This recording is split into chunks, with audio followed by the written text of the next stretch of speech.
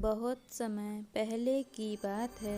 एक सन्यासी नदी के किनारे तपस्या कर रहे थे। तभी वहां से एक राहगीर गुजरा। उसने सन्यासी से पूछा, महात्मन, मैं अपने गांव को छोड़कर इस गांव में बसना चाहता हूँ।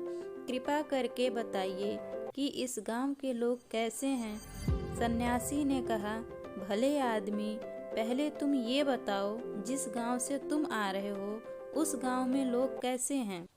इस पर व्यक्ति ने कहा, मेरे गांव में बहुत बुरे लोग रहते हैं। उस गांव में एक से बढ़कर एक कपटी और दुष्ट व्यक्ति है। सन्यासी बोले, इस गांव के लोग भी वैसे ही हैं। व्यक्ति यह सुनकर चला गया। कुछ देर बाद एक और व्यक्ति आया। उसने भी सन्यासी से यही पूछा, महात्मन, मेरा गांव बाढ़ में डूब गया है। इस कारण मुझे नई जगह पर घर बसाना होगा। कृपा करके आप मुझे बता सकते हैं इस गांव के लोग कैसे हैं। सन्यासी ने कहा, पहले तुम बताओ, तुम्हारे गांव में कैसे लोग रहते थे। इस पर व्यक्ति ने कहा, महात्मन, हमारे गांव के लोग तो बहुत सभ्य थे, सुलझे हुए और भोले भाले थे। महात्मा ने कहा, यहाँ भी बिल्कुल वैसे ही लोग मिलेंगे, सभ्य, सुलझे और एकदम भोले भाले।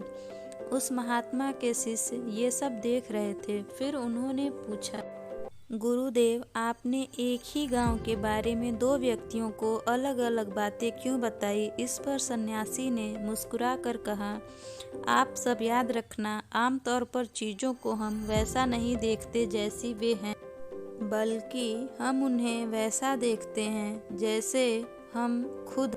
हर जगह हर तरह के लोग रहते हैं। अब ये हम पर निर्भर करता है कि हम किस तरह से लोगों को देखना चाहते हैं। दोस्तों, हम जैसे हैं, हमारी सोच जैसी है, हमें लोग भी वैसे ही लगने लगते हैं। बात तो सिर्फ सोच की है, नकारात्मक या सकारात्मक। वरना एक ही सीढ़ी किसी के लिए ऊपर जाती है तो वही सीढ़ी किसी के लिए नीचे आती है। इसलिए कहा भी गया है कि दिल से उपजाऊ जगह कोई नहीं हो सकती। अब ये आप पर निर्भर करता है कि आप इसमें प्यार का बीज बोते हैं या नफरत का। फिर मिलेंगे अगली कहानी के साथ। तब तक के लिए आप सभी अपना ख्याल रखें और हमेशा हर परिस्थिति में मुस्कुराते रहें।